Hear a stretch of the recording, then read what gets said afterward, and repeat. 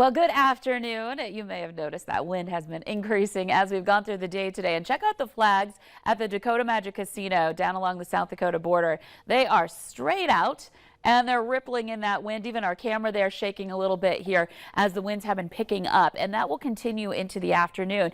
And so there's several implications from this. We're going to have warming air, warming conditions because this is a south wind, but also blowing snow, some drifting, going to become more and more of a concern as we continue on into the afternoon. So here's a look at our wind speeds. We've got a gust in Fargo to 36 miles per hour already this afternoon. We're seeing wind out of the southeast or south, a gust to 29 in Grand Forks, Devils Lake, Jamestown, Langdon, one of those areas with gusts into the 30s as well. And so it's picking up, and that is driving up our temperatures, but it's also driving around that snow. And so they're starting to show some lowered visibility in spots, especially up north. Langdon, a report of 1 mile visibility, 3 in Candu, and then 5 in Hallock so far. So not terrible, but up by the Langdon area, a little more of a concern getting down to that 1 mile range.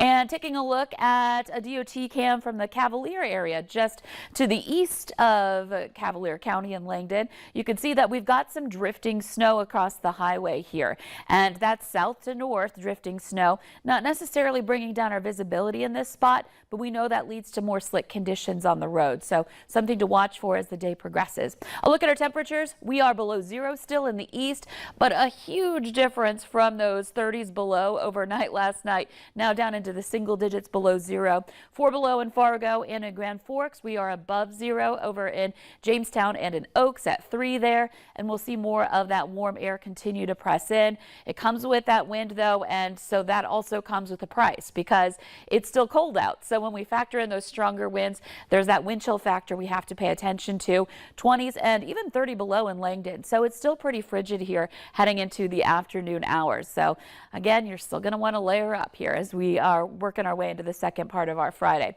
Visible satellite and radar loop here showing that we've got some clouds still overhead. Those are breaking up a little bit more in some of our western counties, and we're still seeing some spotty areas where we might have a few flurries, a few flakes out there, or maybe even a little blowing snow being detected by the radar.